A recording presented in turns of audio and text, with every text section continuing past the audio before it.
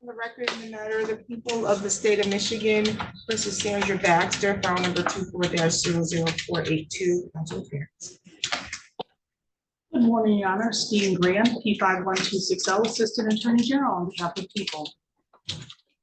Good morning, Your Honor. Michael Anderson on behalf of Miss Sandra Baxter, who does appear via Zoom. Was the date and the time to conclude with the decision as to whether or not this matter should be bound over to the circuit court? Parties given their bind over argument or opposition and argument at the last date. Was there any additional argument that you wanted to make today? No, Your Honor. Mr. Anderson? No, Your Honor. The courts had an opportunity to review the exhibits which were admitted in this file. And having reviewed that, I'm going to advise Ms. Baxter. And Ms. Baxter, I believe can hear me. I just muted her because of the feedback. Ms. Baxter, you can nod if you can hear me. Ms. Baxter, can you hear me?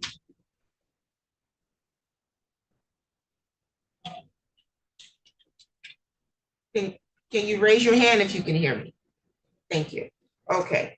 And so, Ms. Baxter, for your understanding and purpose, this was a preliminary examination. So the purpose of the preliminary examination is to require the prosecution, which in this case is the Office of the Attorney General, to put forth evidence that would establish that they have sufficient probable cause, that a crime was committed and sufficient probable cause to charge you with those crimes.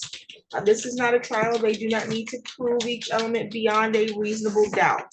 What they needed to put forth was a very low burden, which is more than mere suspicion that those crimes alleged occurred and that you were the person to commit those crimes. And so the court will be the sole determiner of any credibility of witnesses. And I've reviewed the evidence as well as taken into consideration the testimony of the witnesses at the time that we presented proofs. And so based on the evidence submitted as well as the testimony, the court is satisfied that the prosecution has laid sufficient probable cause in this matter. Again, this is a complaint that charges Ms. Baxter with one count of prosecutor's investigative subpoena perjury, a felony, maximum penalty 15 years in prison. We had testimony from an employee of the Michigan Office of the Attorney General, I believe it was Alexandria Casperson. Okay, I couldn't look like spell her name right. I think it's supposed to with a C.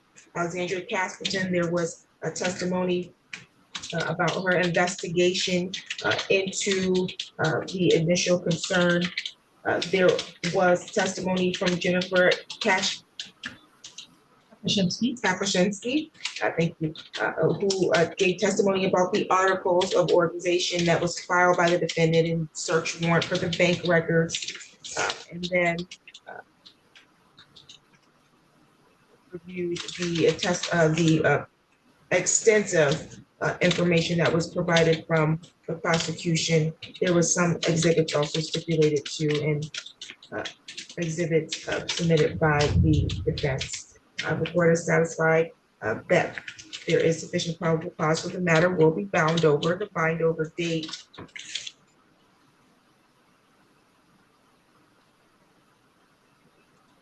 going to be August 21st.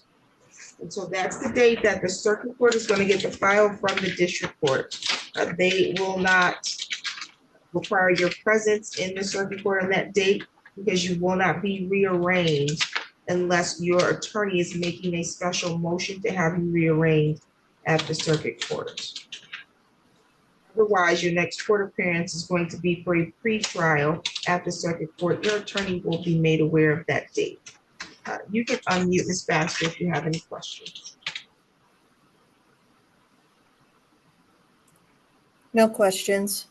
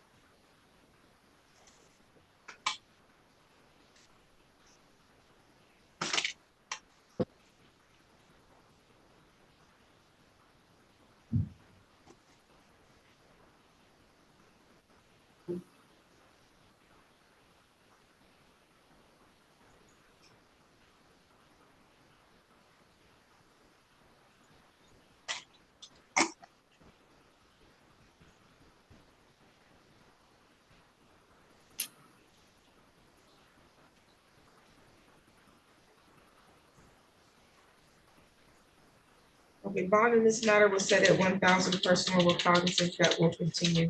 Are any additional matters for today's record? May I receive the exhibit? Absolutely. Thank you. Nothing further, Your Honor. Thank you. You're all set. It's back as well. I don't have any notes on it. Your copy. There was also a copy already in Oh, the there's exhibit one. binder. That's my copy. Okay. There's that. May I approach the floor? Yes, thank you. Thank you. Okay.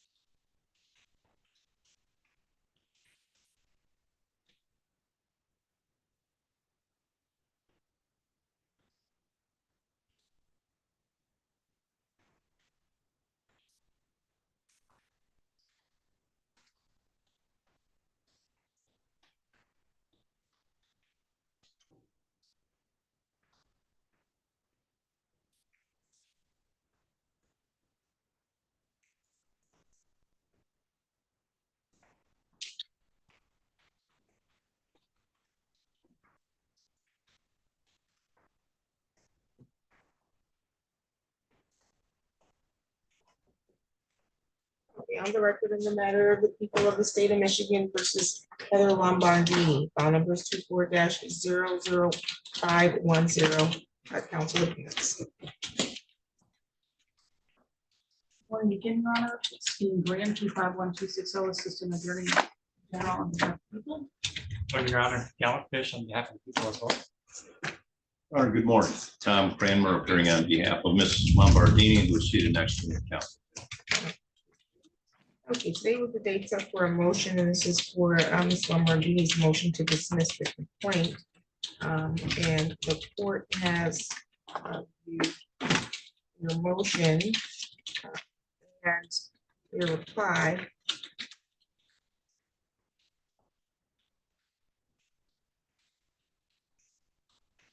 However, the concern the court has is I don't have a reply from people.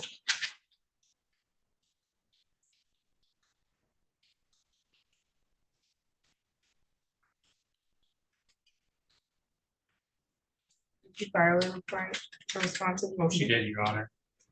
Should be a brief file.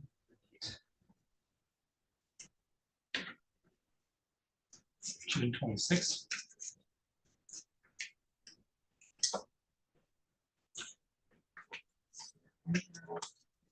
Okay. Something on July 8th. Hmm?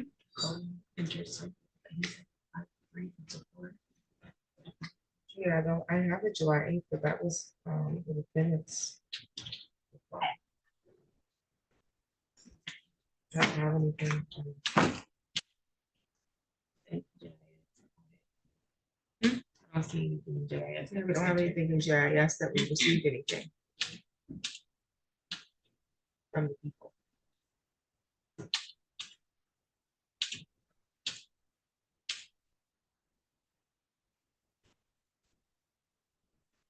I know that's what the July 8th response was to.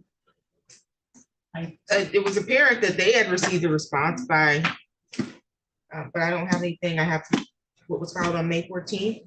Then I have what was filed in response to whatever you respond on the 8th. We don't have anything. What did they send it to? How did you file it? Let me see.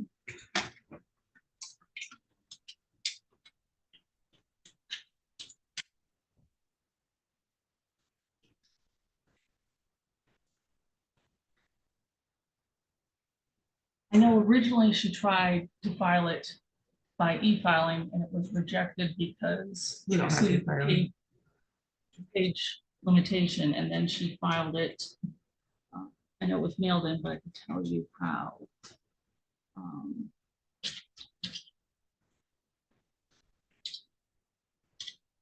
Mm,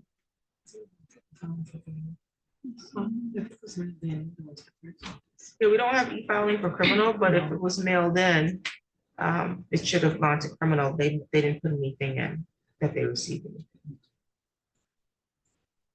It was mailed as well, but let's check on record too.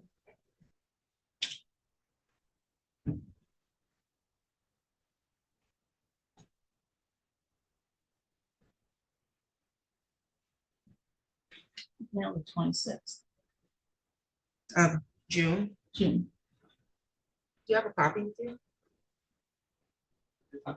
Yeah, that's the, that is not the, it's just, I didn't print that one. Yeah, if you can email it to Judge Simmons Courtroom at lansingmi.gov. I just got it at the one with the proof of service. I didn't want to print the whole one. Well, this has the substance. Right? This has the previous person again.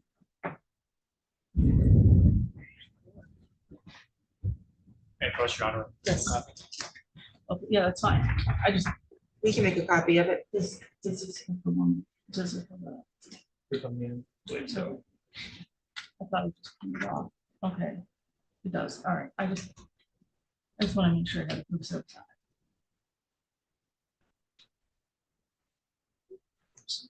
I can make a copy of this.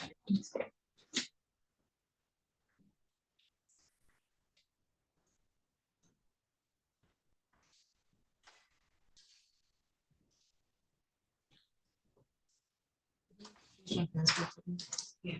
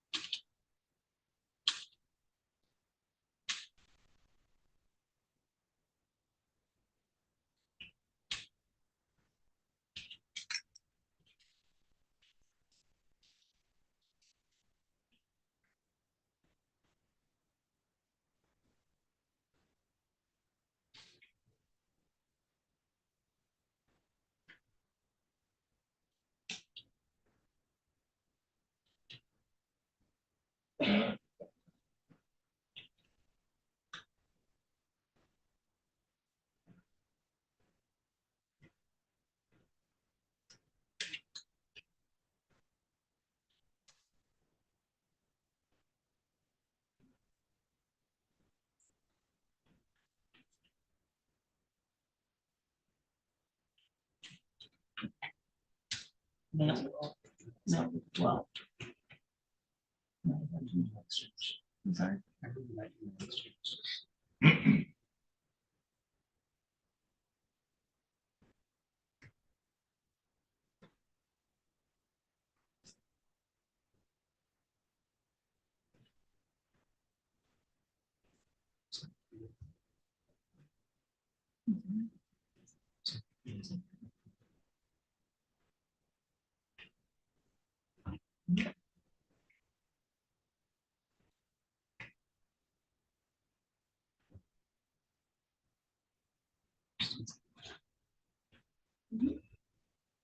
Well, I log in because I use. Yeah.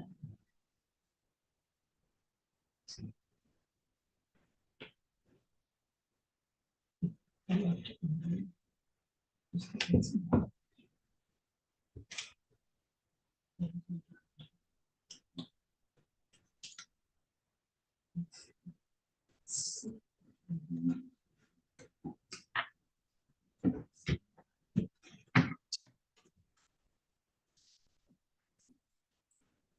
So.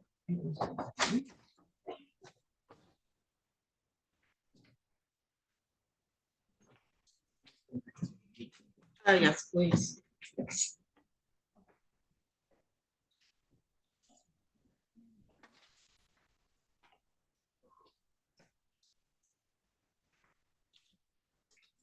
We also don't pass what we're gonna make you push the button there when I do it, you can push the button.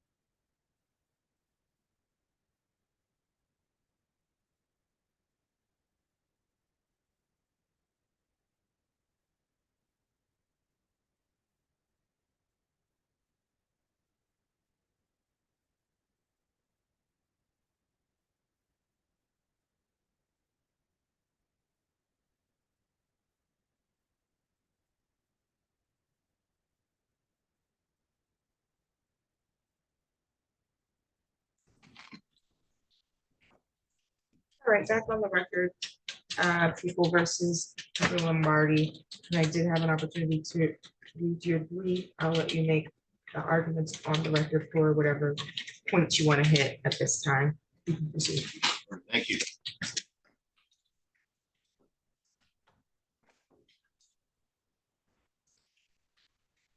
All right, as the court knows, we're here on our motion to dismiss the criminal complaint that was filed against Ms. Lombardini back on February the 21st of 2024. I think, as the court's well aware, this case involves allegations of violations of the Michigan Campaign Finance Act with respect to two organizations, Michigan My Michigan and also Michigan Citizens for Responsibility, for which Ms. Lombardini served as treasurer and president, respectively.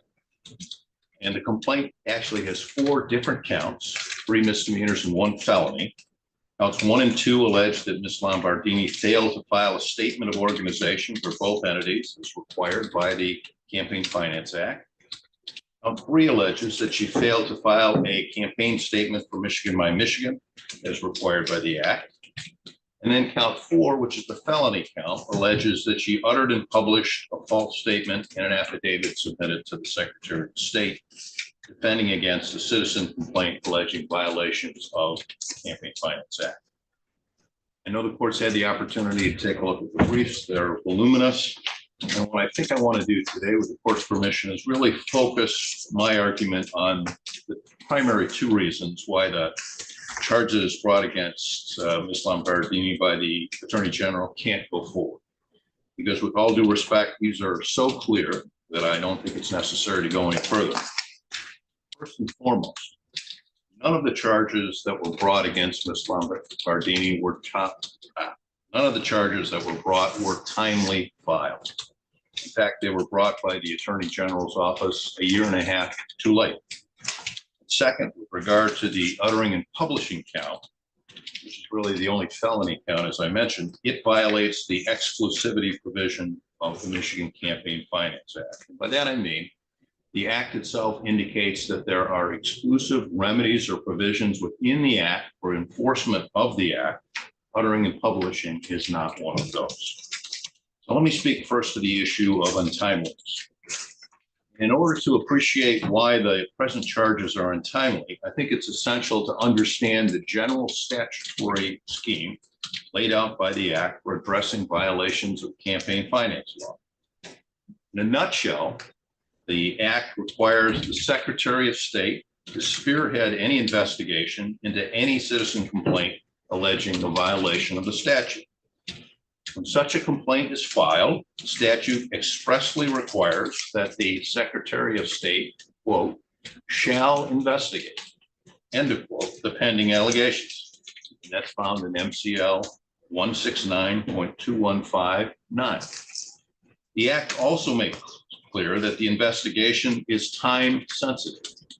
Secretary of State has 45 days following the filing of an answer and rebuttal to determine whether there's a reason to believe a violation has occurred. And I think when you think about it in a broader sense, it makes sense because elections and the like are time sensitive. There's a specific time frame in the context of when an election is to occur. So in order to investigate any violations, you have to have tight time limits, if you will, and that's what the statutory language provides. And in the face of any violation, it, that being Secretary of State, has 90 days to work out an informal resolution by entering into a conciliation agreement with the violator. If such an agreement can't be reached for whatever reason, then the Secretary of State has 2 options. It can either refer the matter to the Attorney General for the enforcement of any criminal penalty. That's important language. For the enforcement of any criminal penalty provided by this Act, or commence a hearing for enforcement of any civil violation. And if the Secretary of State chooses the former option, the statute gives very precise instruction to the Attorney General as to how to proceed. It says the following, and I think this is the crux of the untimeliness argument. No later than 60 days after a matter is referred to the Attorney General for enforcement of a criminal penalty, the Attorney General shall determine, and I want to underline those words for the court. The Attorney General shall determine within the 60-day window whether to proceed with enforcement of that penalty. And that's really the crux of our argument with regard to untimeliness. There's no dispute that the Secretary of State referred this case to the Attorney General on June 3rd, 2022. Therefore, within the 60 business days, the Attorney General should have decided, i.e., shall determine whether to proceed with enforcement of a criminal penalty under the very plain language of the statute. That's not what the Attorney General did, Your Honor. It didn't enforce anything within the 60-day time period. Instead, on August the 30th, 2022, the 60th business day, it sent a letter to the Secretary of Is it State. August 30th, correct? I'm sorry, I'm just making sure I heard you, but you said on August 30th. correct. Yes, correct. It sent a letter to the Secretary of State, which simply stated the following.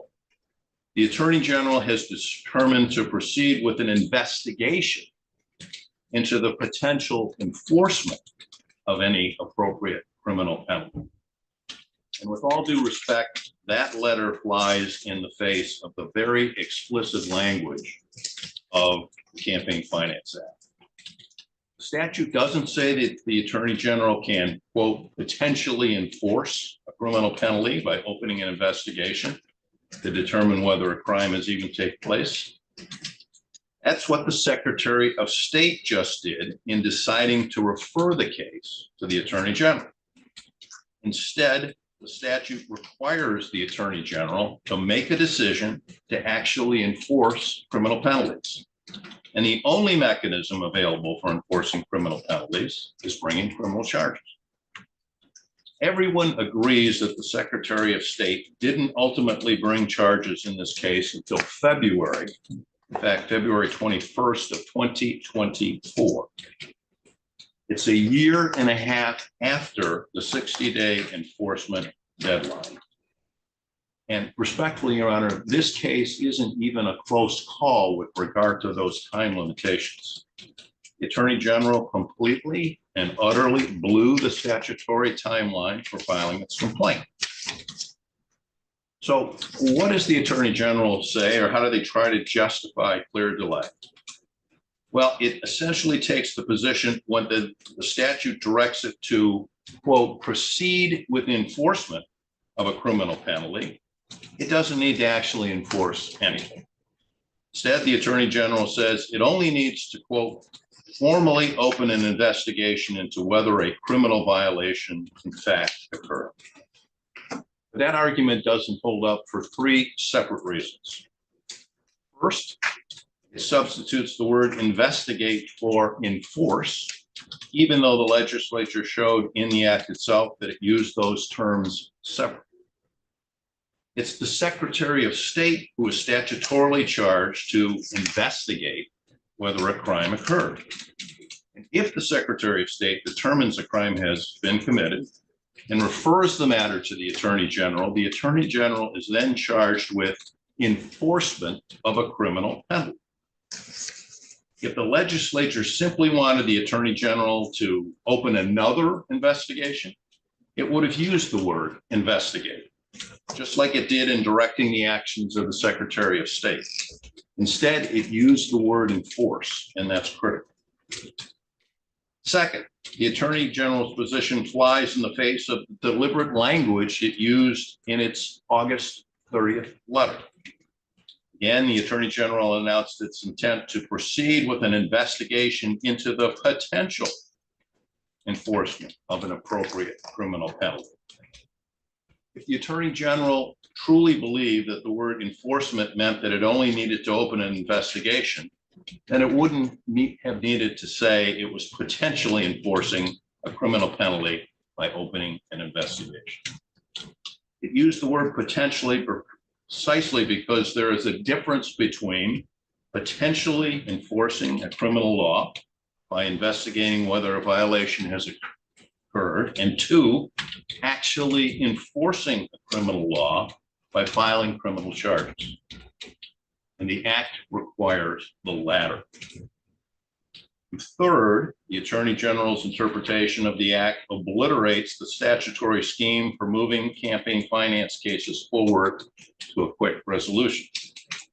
The statute repeatedly sets deadlines measured in weeks and months to keep a case moving. However, the Attorney General insists on looking outside the statute by contending that it has 6 years to bring charges under the catch-all limitations period borrowed from the Michigan Criminal Code. That interpretation renders the 60-day period in the act meaningless. What does it matter if the Attorney General decides whether to open an investigation within 60 days of a referral if charges can be brought thousands of days later? That makes no sense and is in direct violation and directly contrary to the clear statutory language. This court should not interpret the act in any way that eviscerates the highly regimented series of deadlines established to quickly resolve campaign finance violations. The analysis here is really very simple and straightforward. The statute gives the Attorney General 60 days to file charges. If failed to do so, those charges must now be dismissed as untimely. So the second argument, with the court's permission, I want to highlight pertains to the felony count, the uttering and publishing charge. It's the only charge brought by the Attorney General's office, the only felony charge. And clearly, it's the only charge that is not a part of the Michigan Campaign Finance Act. It actually comes from the Michigan Penal Code. It's found at 750.249. And the problem with the Attorney General's effort to import that charge into this prosecution is that the act doesn't allow the Attorney General to charge campaign finance crimes that aren't contained within the act itself. The act specifically says, and again, as to this argument, this language is critical. The remedies provided in this act are the exclusive means, and I want to emphasize that, exclusive means by which this act may be enforced and by which any harm resulting from a violation of this act may be redressed. And the word exclusive, I respectfully submit, means exactly what it says, exclusive. The Attorney General has to choose from the criminal penalties within the act. It can't go outside the act to remedy campaign finance violation. So what does the Attorney General say in response? I think it has two arguments. First, it contends that the uttering and publishing charge is appropriate because the uttering and publishing charge contains a specific intent element that isn't found in the offense contained within the act. But that argument really misses the point. The issue isn't whether uttering and publishing duplicates a remedy within the act itself. The problem is that uttering and publish isn't contained within the act, which provides the exclusive remedies for campaign finance violation.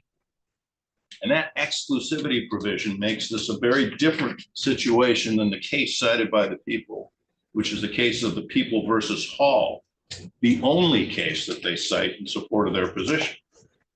In Hall, the Michigan Supreme Court expressly noted that the statute at issue did not contain an exclusivity provision. And here, the Michigan Campaign Finance Act clearly does. There's no question about that.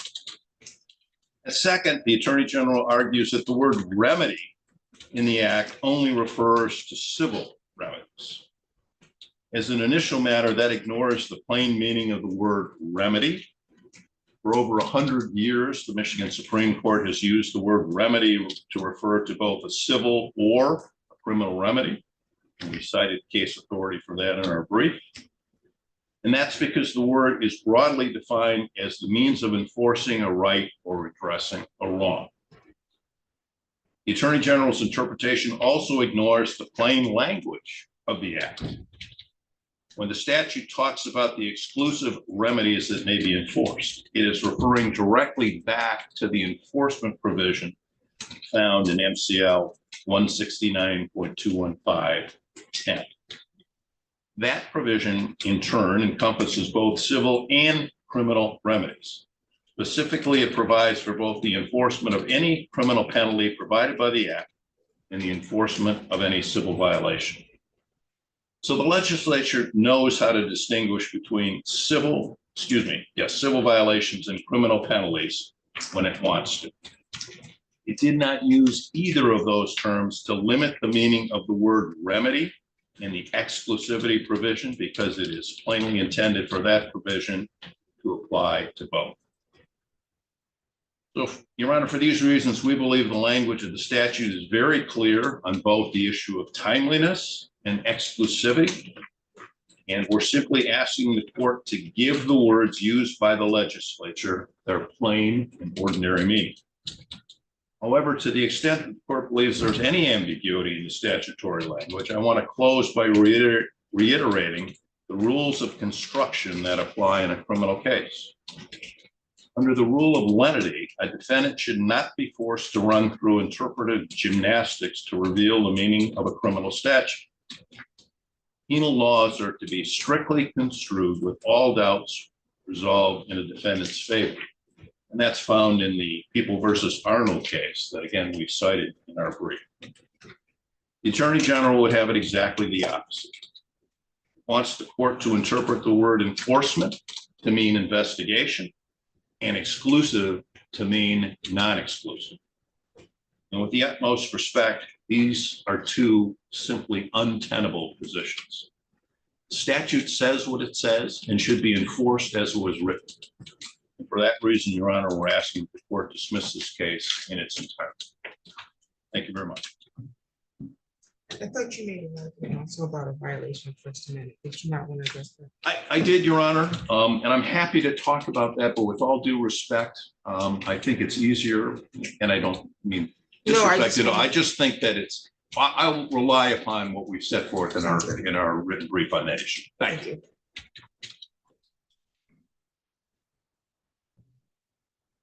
Thank you, Your Honor. I know Your Honor just read the briefing, and so I'm not going to rehash everything we said in the brief. So I hope to just run through a few of the highlights from our arguments, and primarily would like to answer any questions Your Honor may have about the arguments.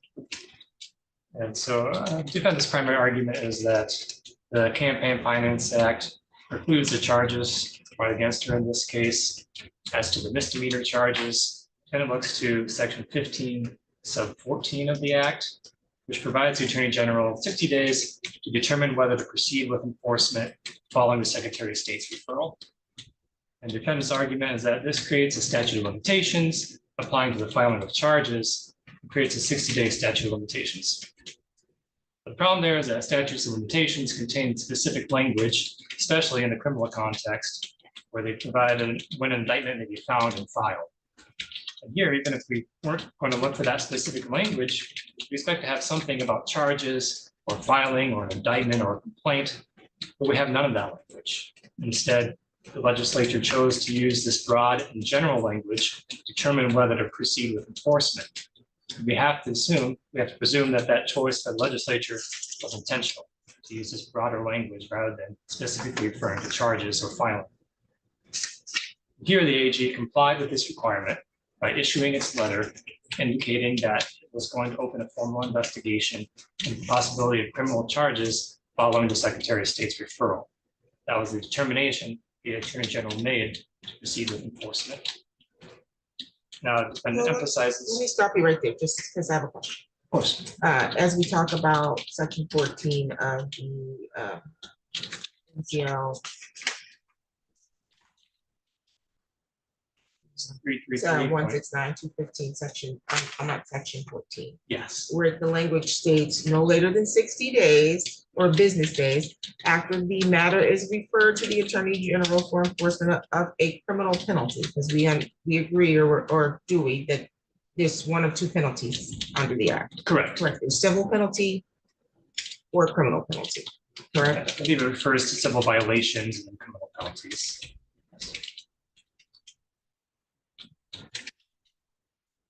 As it relates to the two options that the Secretary of State has. They can keep it in-house and move civilly, correct? Yes. Or they can refer to the AG to enforce a criminal penalty, correct? Okay, and so if the language says no more than 60 business days after the matter is referred to the Attorney General for enforcement for a criminal penalty, the Attorney General shall determine whether to proceed with enforcement of that. Does that not require that determination to take place within the 60 days? Meaning, your argument is not they didn't have, the AG doesn't have to bring charges within the 60 days, but needs to take some action to determine. Correct. It doesn't say to take action to determine, it says no later than 60 business days after the referral that they shall determine whether to proceed. Yes. So your interpretation or the AG's interpretation is that the proceeding could mean just an investigation. Correct. And that would be the determination to proceed with enforcement. But that first step of enforcement is a criminal investigation. That's how law enforcement is initiated. That's how it proceeds. And again, we have to work with the more general, broad language that the legislature chose to use rather than file charges or when indictment may be found and filed. And so our position is that it doesn't specify the exact action that the Attorney General must take. Instead, uses this broad language to determine whether to proceed with enforcement is what occurred here. So your argument is enforcement means or includes criminal investigation. Correct. What would be authority proceeding. do you have to support?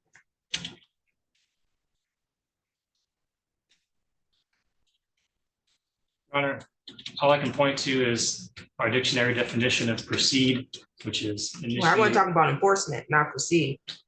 Yes, I understand clearly what proceed means, and I don't think that either side is disagreeing what the term proceed means. I think the disagreement is what the word enforcement means. That's what we want to talk about, not proceed. Where did you get your definition of enforcement of the penalty? Your Honor, just based upon the plain language meaning of enforcement, here we're saying proceed with enforcement means initiating criminal proceedings. Criminal proceedings are initiated through an investigation. And if the legislature intended to say file charges, that's what it says. Filing or charges would have used more specific language than this broad language.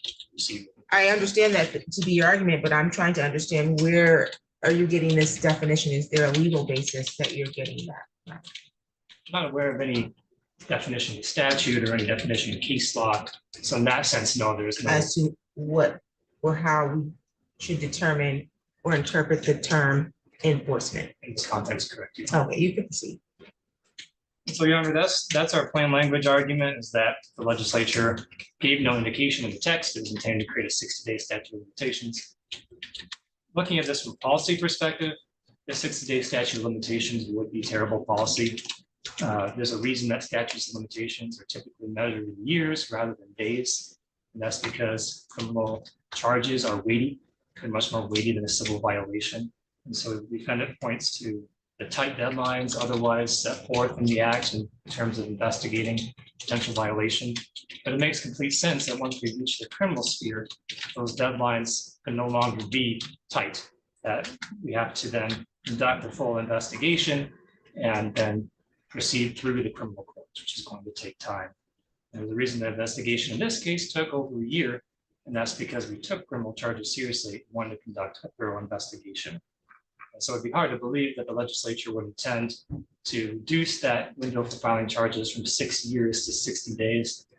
We would argue that the language of the statute does not indicate that's what the legislature intended.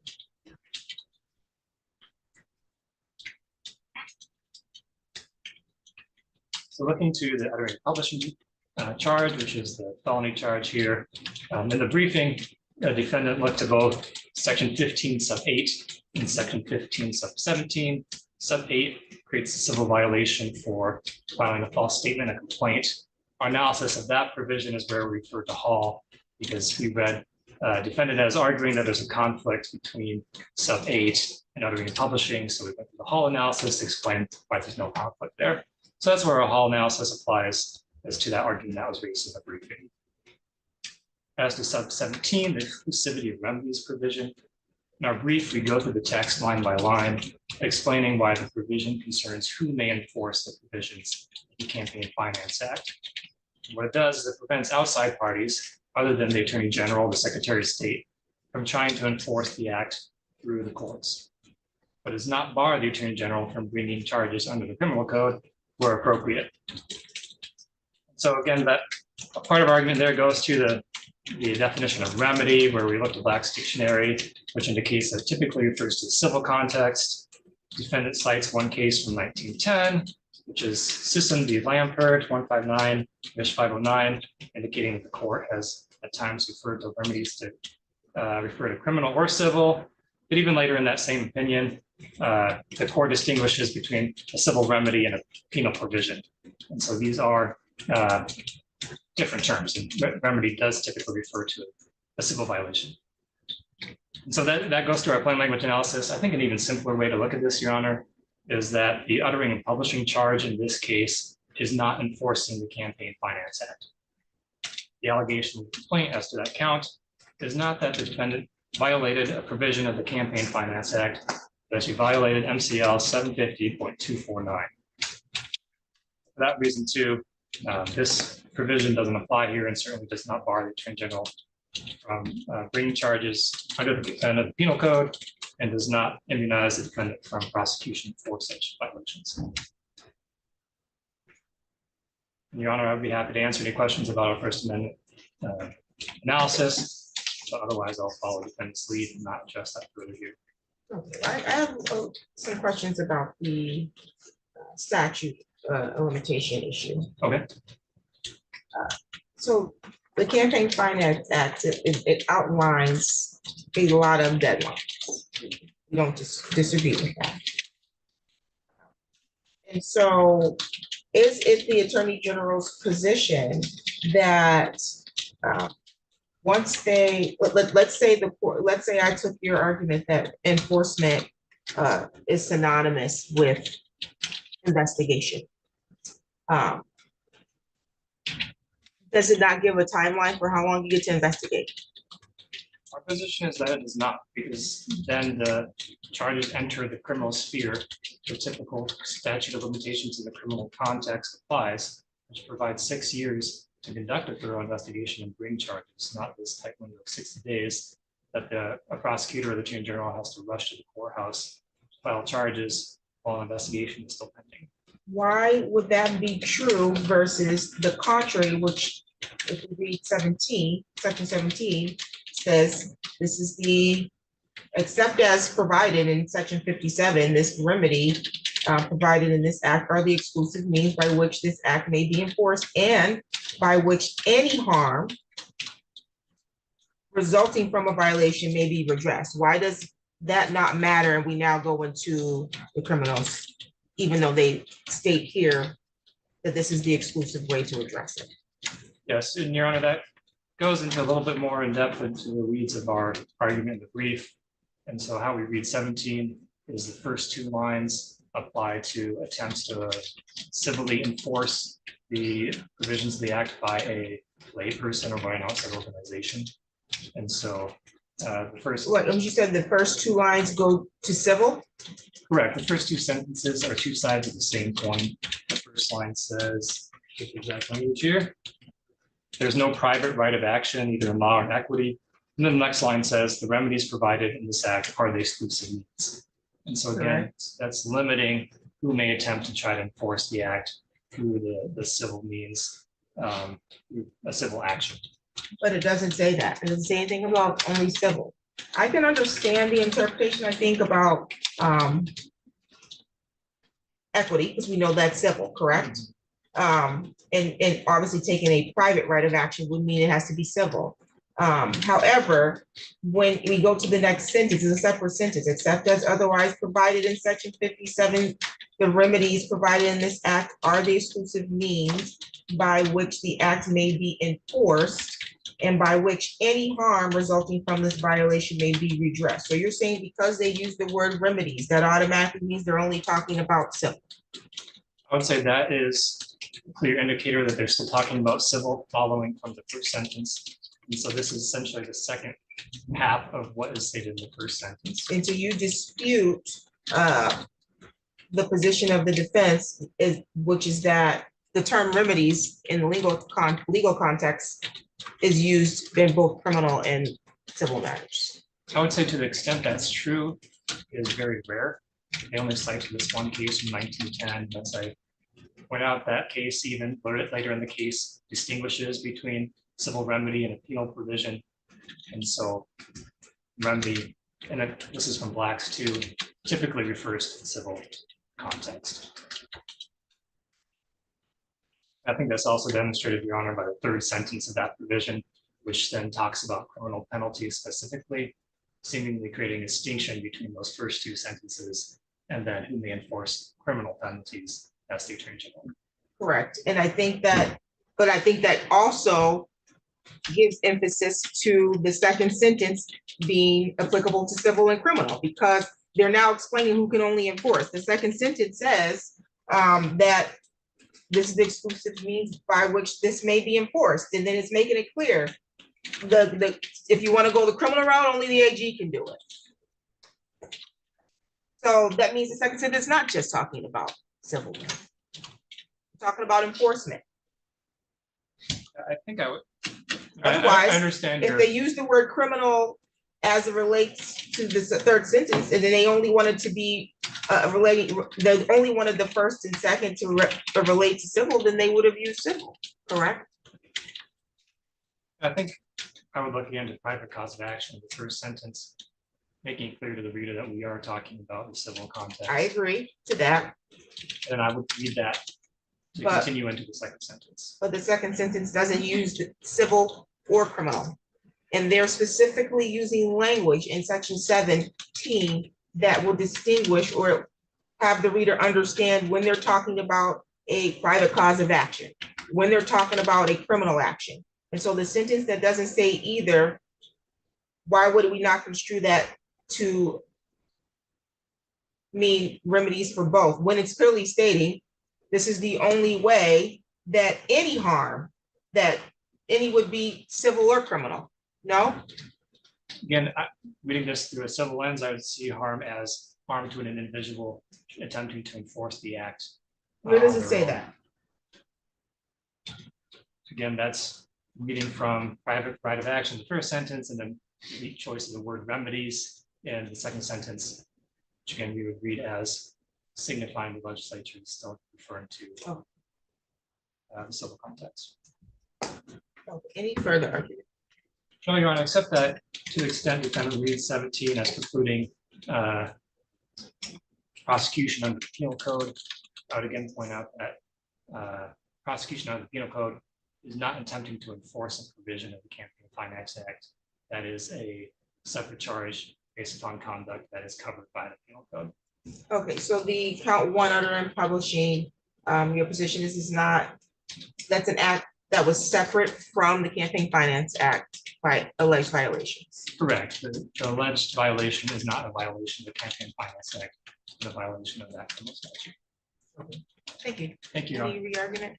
Your Honor, only that in response to the last argument, this all arises out of the allegation of a violation of the Campaign Finance Act. So, again, with all due respect, what the Attorney General is trying to do is parse words here and avoid the very plain language of both sections that the court is focused on. With regard to timing, 60 days is in the statute for a reason.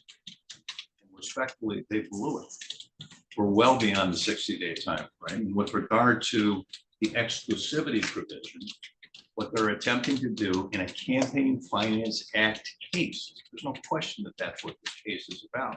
They're attempting to import a statute, the uttering and publishing statute, when, as the court indicated in section 17, it clearly indicates that you can't do that.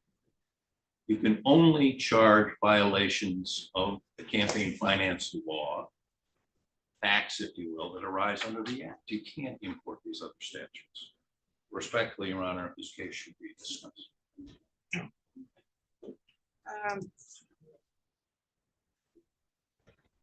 I think I'm hung up on the people's definition or interpretation of the word enforcement. I want to go on research issue real quick. I don't think that it was, I think that the people probably addressed more of the word, what proceed means, which was not the issue that I have. It's the interpretation of enforcement and what that means in this case. So let me go and.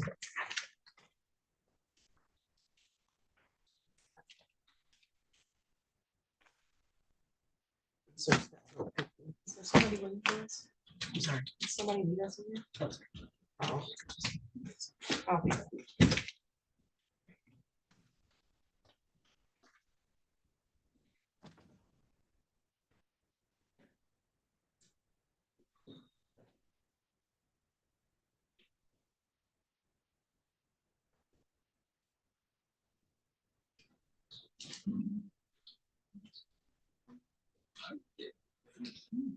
It is. Yeah, exactly.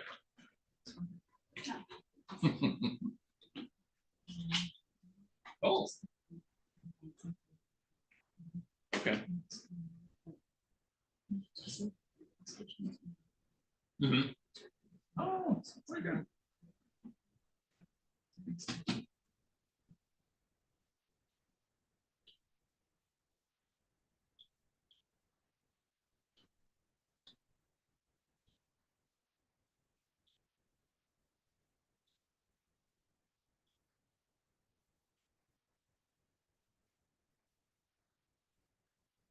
Yeah.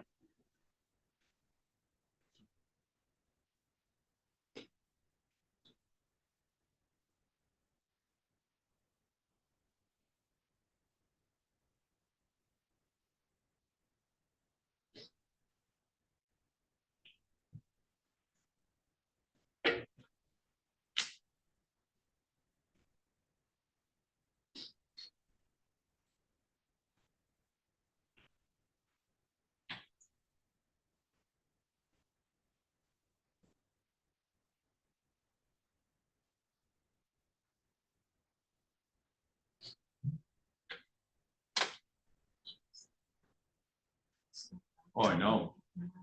I know. Yeah.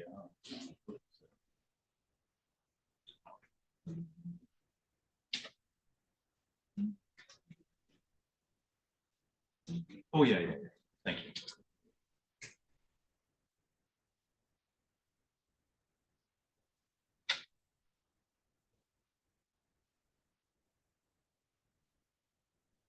Mhm.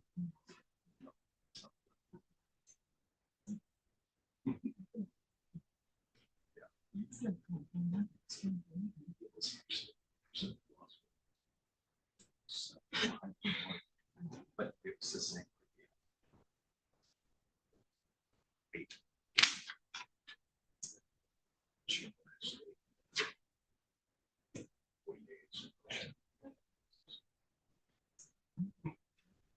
Was one for one of the other. That's true. Mhm.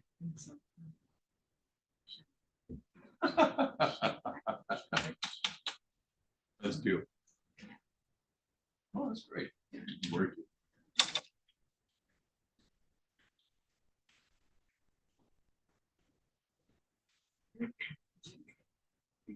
Okay. Mhm.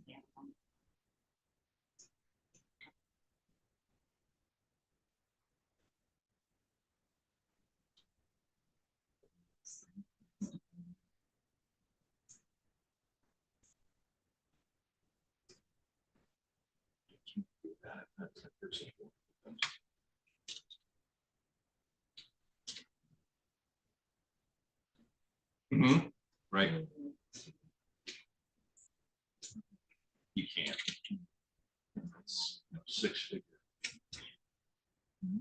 Bumps.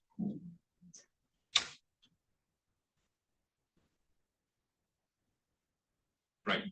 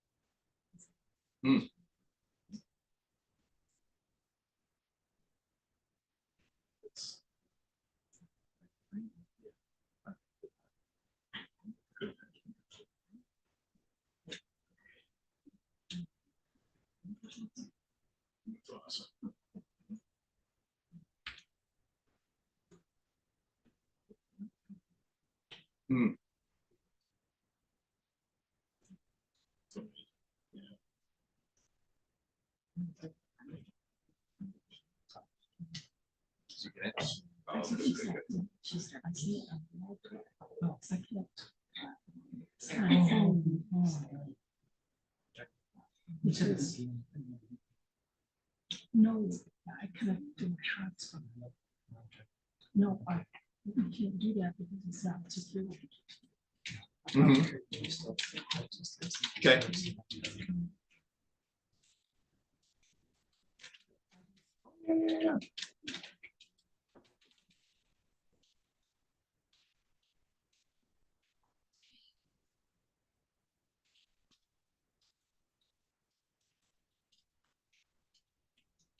Yeah. Mhm.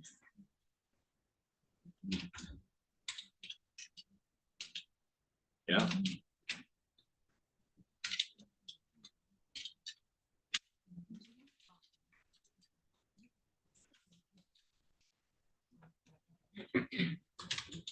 Yeah, kidding.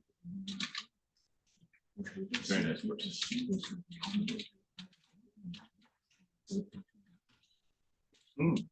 Okay.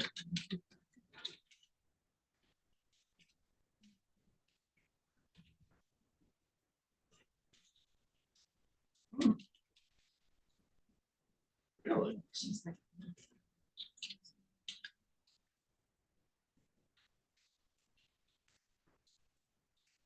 Interesting.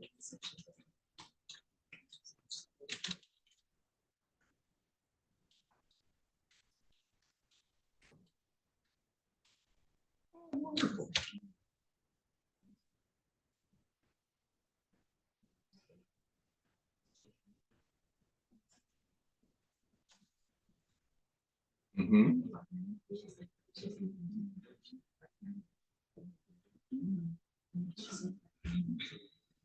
That's great. That's really good. Yeah, for sure. Yeah.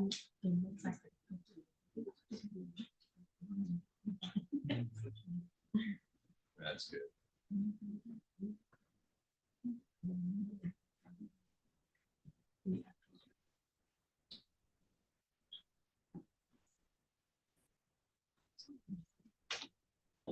Yeah.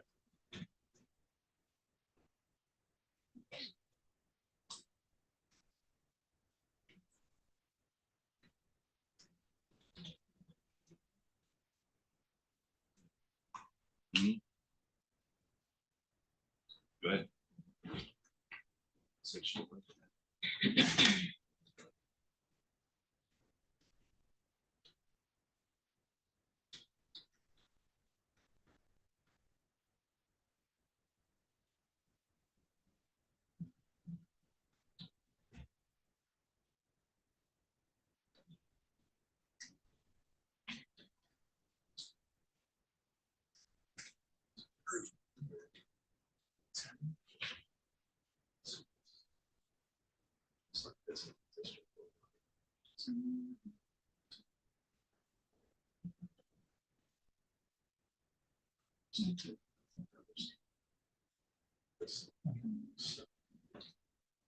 Yep.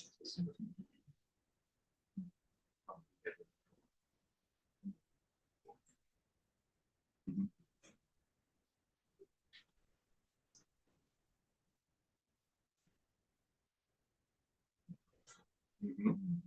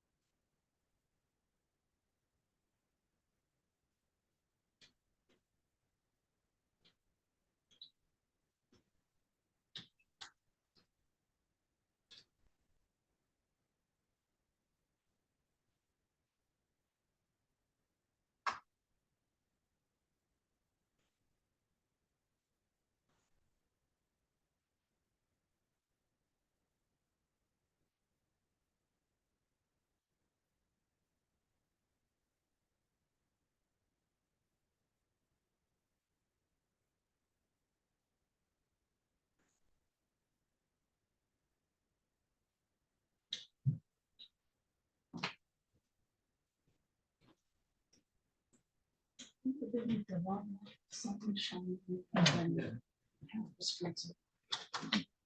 Yes, ma'am. Walk back.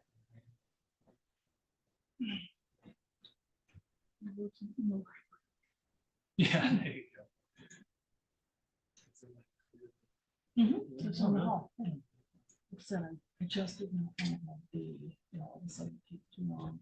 And I did not want anyone waiting on me. So I was there.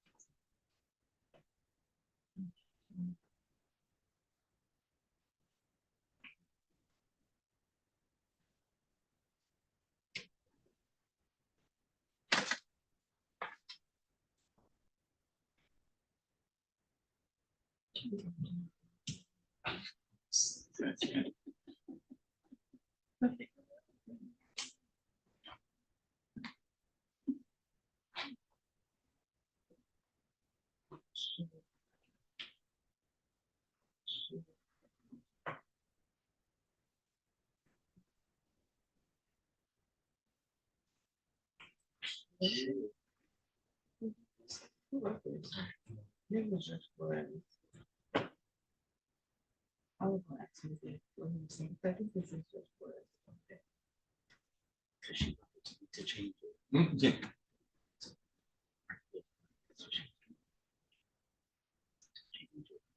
Back. To take. But, yeah, cause, wait, they said, let me see, cause magistrate arraigned. But that's not, that has to be just for. I think it is, I would actually need to double check them.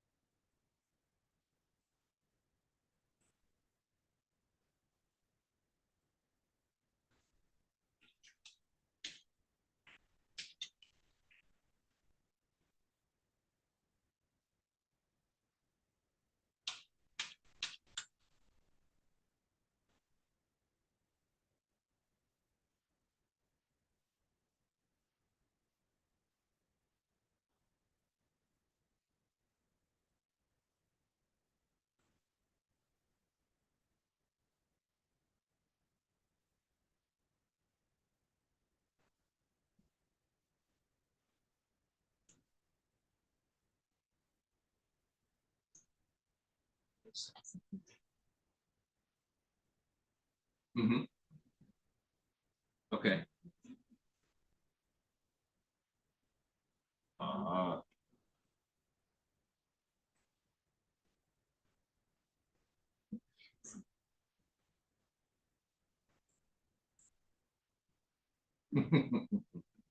That's great.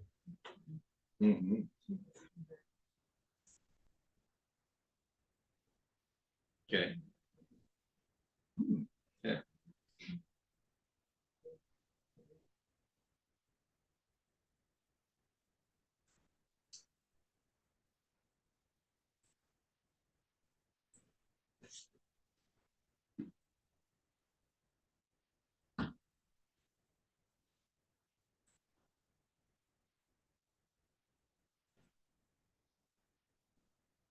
Yeah, right. Great. Right. Mhm.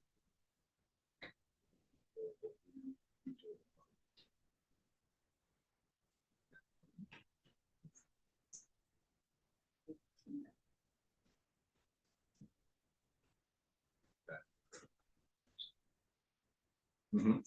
Okay.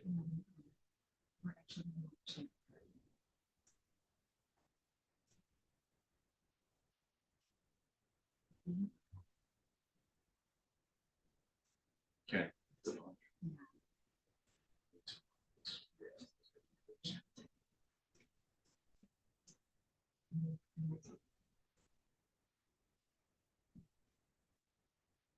To-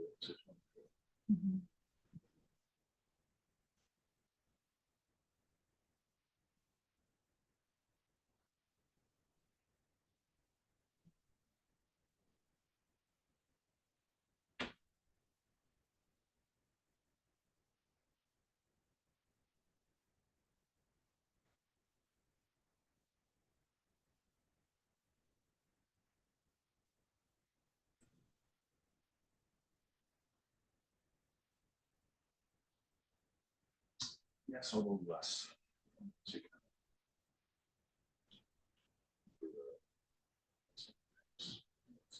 Somebody else that did over, so I think we were still.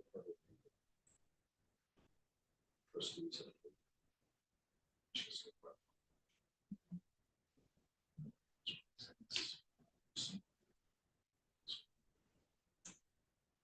Special. So, yeah.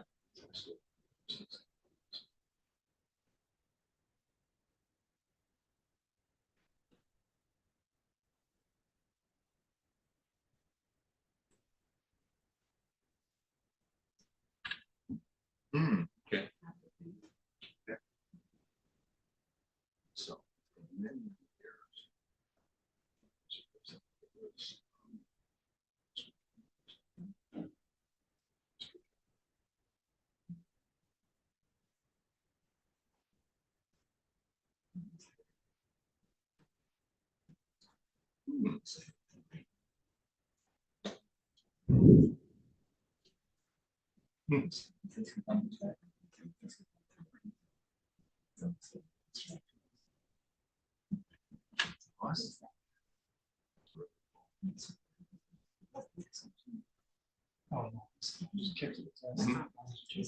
Oh, okay. I was like, it's awfully bright out, sorry. Okay.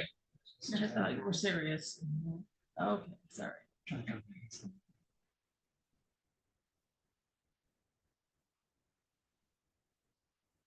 No. Mm. Okay.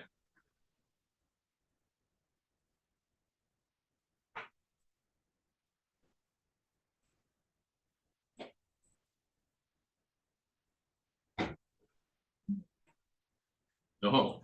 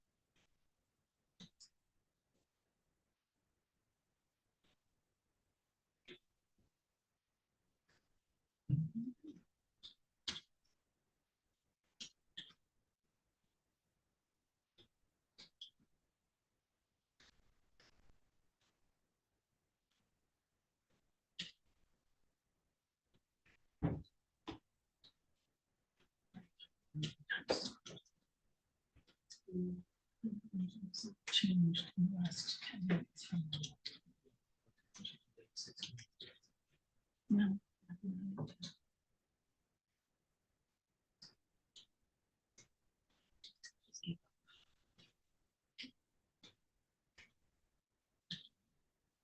Correct.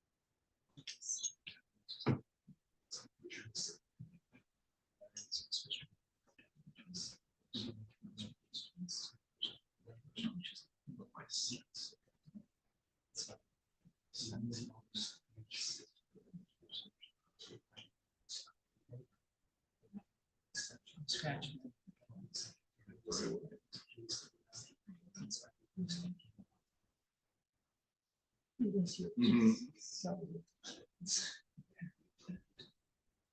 I don't know anything. I remember I went to division for once because I was talking to Will Fredholm, who is now transferred over to corrections. Gotcha. Just, you know, Yeah. it was just. And she and I. So, Why they crazy. I mean, she's her judge today, so she's saying, well, right, like right now, like she wants to. I would ask her, just, I don't know. Like, take. A guy, this man or something. I'm trying to order it. But does your judge work back on there now? That's what she told me. And she's like, you know, she's had the type of something like that. No, and I asked her. I had some-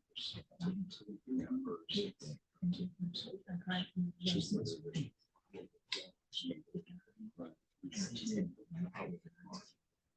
And he also tattooed it around me. See what I'm saying? So I don't know, I would just, I don't know, maybe. That's what I'm saying. It's just. Mhm. But why, I mean, why do you have this fight?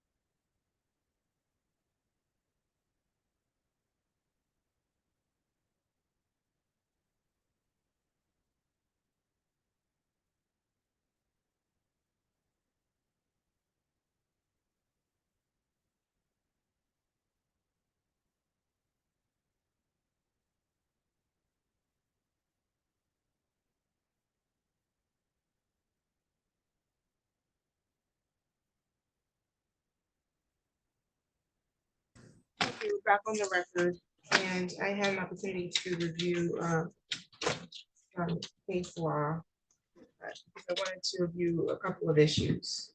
I think the easiest way for me to do this is to start with the First Amendment argument. I disagree with the defense position on the First Amendment argument. I don't believe that the charges violate Ms. Lombardini's First Amendment, so I'm throwing that one out. Now, I tend to see the defense's argument to somewhat overlap as it relates to the issue of the statute of limitation and then the exclusive remedy. I think I kind of touched on that a little bit when I questioned the people about section 17 of MCL 169.215. And so taking the statute of limitation, even if we just look at the language of the statute, section 9 of that statute says the Secretary of State shall investigate the allegation under the rules promulgated under this act. If the investigation involves the Secretary of State, then or the immediate family or of the Secretary of State, or a campaign or committee of which the Secretary of State is connected directly or indirectly, the Secretary of State shall then refer the matter to the Attorney General to determine whether a violation of this act occurred. So I interpret section 9 to be very clear that it is the job of the Secretary of State to investigate the allegations to determine whether or not there's been a violation of the act. And if the Secretary of State, for one of the reasons mentioned in section 9, is not in an appropriate position to do that investigation themselves, then they would refer it to the Attorney General to do the investigation. I believe section 9 is very clear. Section 10 says no later than 45 business days after receipt of a rebuttable statement submitted under section 5, or if no response of a rebuttal is received under section 5, the Secretary of State shall post on the Secretary of State's internet website whether or not there may be reason to believe that a violation of this act has occurred. I'm going to skip down. Regarding to where it says under section 5, after we get that where it starts, says if the Secretary of State determines that there may be reason to believe that a violation of the act occurred, the Secretary of State shall endeavor to correct the violation or prevent a further violation by using informal methods such as a conference, conciliation, or persuasion, and may enter into a conciliation agreement with the persons involved. In this indication, or in this matter before the court, there wasn't a conciliation that was entered into, although I believe one was attempted. Unless violated, a conciliation agreement is a complete bar of any further civil or criminal action with respect to the matters covered in the conciliation agreement. Again, in this matter, we don't have a conciliation agreement. It goes on later to state, if after 90 business days, the Secretary of State is unable to correct or prevent further violations by these informal methods, the Secretary of State shall do either of the following. It's two very clear avenues. They could either A, refer the matter to the Attorney General for enforcement of any criminal penalty provided by this act, or they can commence a hearing as provided in section 11 for enforcement of any civil violation. I don't interpret the word enforcement as being ambiguous. I think it's very clear. And so the word enforcement, or to enforce a penalty, right, well, before we even get to penalty, the word enforcement would mean to take the authority under a rule of law and to make sure it is obeyed. That's the actual legal definition of enforce. It's not to investigate to see if we can do that. I don't think that the intent of legislation was to open up the avenue, at least as written in this section here, which is section 10, to open up the avenue for a new investigation, because then they would have said that, because in section 9, they made it clear whose duty it was to investigate. Section 9, again, the Secretary of State shall investigate. And if they can't, for the reason stated, then the Attorney General will do the investigation. That's not what happened here. Secretary of State did their investigation. The people have not provided any information in their brief or otherwise that supports that there was some reason why the Secretary of State was not in the appropriate position to do the investigation as provided by Section 9 of this statute. If we go down to Section 14, no later than 60 business days after a matter is referred to the Attorney General for enforcement of a criminal penalty, the Attorney General shall determine whether to proceed with enforcement of that penalty. And so I believe that the Attorney General completely blew that deadline. I don't believe that this is unclear, that it gives them the opportunity to open or take a second bite at the apple of reinvestigation. The investigation was to take place initially by the Secretary of State. That's clear in Section 9. The Attorney General had more than enough opportunity in Section 14 to do their own investigation because it gave them 60 business days to do that. And then they need to no later than those 60 business days determine whether or not they're going to proceed with an enforcement of that penalty. The notification or information that was provided from the Attorney General at that deadline was not that the Attorney General was proceeding with an enforcement. They had not determined it within those 60 days. You got to determine it within the 60 days is what it says. Doesn't say you get after the 60 days to determine it. That's what an investigation is for. The investigation is when you determine to bring the charges. This doesn't say that they have 60 days to do an investigation or to decide to open an investigation, to be clear. It says that they have 60 days to determine whether or not to proceed with enforcement. Within those 60 business days, the AG did not make a determination, and that violated the statute. Where I believe this overlaps is as it relates to the exclusive remedy, which is what the defense is arguing as another avenue by where this or the defendant's rights would have been violated. And that would go down to Section 17, where it says, except as otherwise provided in Section 57, there is no private right of action either in law or in equity. I think that first sentence makes it clear, because they state either in law or in equity under this act that they are giving an avenue to cover both civil and criminal, not just criminal, or not just civil. That's why they used or. Except as otherwise provided in Section 57, the remedies provided in this act are exclusive, or the exclusive means by which this act may be enforced, and by which any harm resulting from a violation of this act may be redressed. The prosecution is arguing that because the word or the use of the word remedies is in that sentence, that tends to mean that the legislation only was addressing a civil remedy. I disagree. I took the time to not only review the defense case that they cite where the use of criminal remedy is, but to see just in the 30 minutes that I took, how many other times I can see the word remedy used in the criminal context. It's used numerous times, specifically in Mack versus City of Detroit, which is 243 Mish App 132, a 2000 case, not a 1900 case. The word criminal remedy is used 3 times, specifically criminal remedy.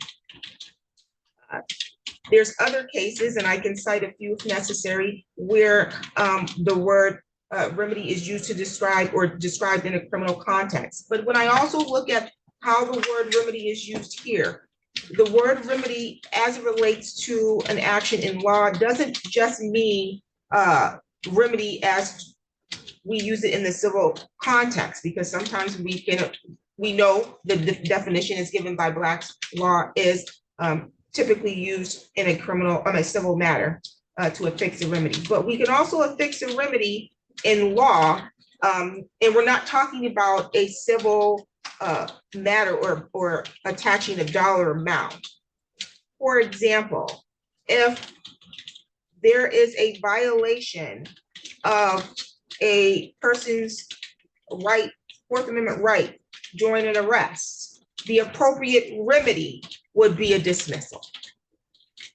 We know that the word remedy is used in multiple contexts. I believe in this particular context, the word remedy was used to discuss both civil and criminal, because it goes on to say that this is not only the exclusive remedy, but also the only way any harm resulting from a violation of this act can be redressed.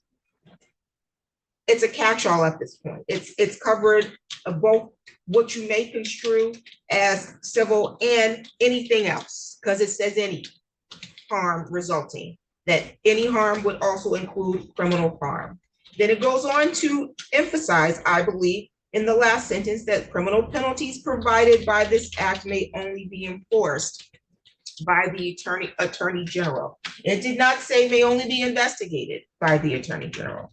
It said enforced. The expectation, I believe, of the legislation was for the investigation to be primarily held by the Secretary of State, and then for them to determine which avenue they wanted to move forward with, and that the investigation would be primarily handled by the AG if it was inappropriate for the Secretary of State to do so. In this case, the Secretary of State did the investigation, made the referral to the Attorney General. The Attorney General has an opportunity within those 60 days to do further investigation to decide whether or not they are going to proceed with enforcement of the penalty, because that's what it's being referred to them for. Within those 60 days, it does not, I have nothing here that shows me that the AG had made that determination within the 60 business days. So for those reasons, I believe that there was a violation. Lastly, the issue as to whether or not uttering and publishing was a separate claim. I tend to agree with the Attorney General that it was a separate claim, and that was not being because of the specific intent of the uttering and publishing. And so count 1 will remain. Counts 2, 3, and 4 will be dismissed.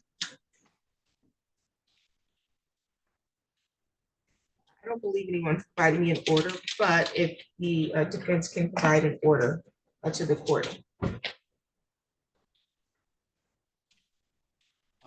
Honor, just to be clear, it's actually, I think the felony count is actually count 4. So I think what the court is ordering is the dismissal, counts 1, 2, and 3, and then count 4. No? Count 1 is the uttering and publishing. Oh, maybe. Originally, Originally that was the case. remember the court wanted us Oh, to that's change, amend it because of the way it was entered in the court system. And then we sent in Very an well. amended complaint. Okay, my mistake. I think you're right about that. I'm trying to see if I was even a part of that, but I don't know. All I know is that my complaint has count 1 as uttering and publishing. All right, That very is well. correct. I And think, so I believe the that the Attorney campaign General finance, is- the charges that stem from the Campaign Finance Act was the issue of violation, I believe. So those were the ones that I was dismissing. very well. Okay. Two things. With regard to the preliminary examination, which is scheduled for this Thursday, when I interviewed one of my witnesses, who is Adam Fracassi, he indicated when he got his subpoena, he had noted the court's name on it. And he indicated that he did know your honor. And We he worked at the AG's office in the election division, and we sat next to each other, and we have a relationship outside of. And he wanted me to bring it up. And once I had interviewed him, I did let Mr. Cranmer know and his co-counsel, Mr. Gleason know, and my notes indicated that I had that conversation on July 1st. And I know I had to bring it up to you, who indicated that you were friendly. I don't know if it causes a conflict because he obviously will be a significant witness on this case, but I had to bring it up to the court to see if there was in fact a conflict and let the court make that decision. And I had let Mr. let the defense know ahead of time, because I didn't want them to hear that for the first time when we were here to argue the motion, but I had to let the court know as well. Oh, okay, yeah, I saw his name when I was flipping through the paperwork. We did sit next door to each other. We worked both in the same division at the Attorney General's office. I've had other cases that involved Mr. Fakasi. I don't have a personal conflict because I could still be fair and impartial. And I don't believe our relationship rises to the level of something that I would need to recuse myself because we worked together up until 2018. Yeah, 2019, I went to the Department of Corrections. And so, and since then, I have interacted with him only as it relates to my own campaign finance stuff, because I'm an elected official as well. And so I don't think any of those things would preclude me from being able to oversee the case. I have no objection to having you hear the case. I just wanted to make sure the court was aware, because it really didn't lean on the motion, but I didn't want you to walk in on the preliminary examination and see be he's a caught witness. unaware that he was there. Got it. So he's intended to be a witness. Yes. And then there was another name I noticed. She's gonna be, but Heather. We obviously work together as well at the AG's office. Obviously not Heather Bardini. I thought I saw Heather buying gasoline in here somewhere, but I could be wrong. But it would be a similar relationship, even if she's called. I don't know. I am not aware Former that she would be colleagues. called as a witness, but I appreciate you bringing that to our attention as well. Did you have any other questions, Tim, on that issue? Not on that issue. Any other issues as it relates to proceeding on this Thursday? The timeline still works for Thursday, correct? It does, Your Honor. Just to be clear, I assume we're doing it in person here in the courtroom. Correct. And how many witnesses are you intending to call? Two witnesses, okay, so it shouldn't be long. And is the people planning to call witnesses? Is it our intention? I'm sorry, the defense, are you planning to call witnesses? Unlikely, Your Honor. We'll have to see how it shakes out, but I would anticipate. Okay, sounds good. And so, if you want to present the order at that time, that will be fine when you return on Thursday. Any other issues for today? Just if there's a form, so I could order the transcript. Yeah, there's a form that you can get from Ms. Nash for the transcript. Or again, remind me if you would, if the time we're starting on Thursday is. 9 a.m. Thank you, Your Honor. Thank you.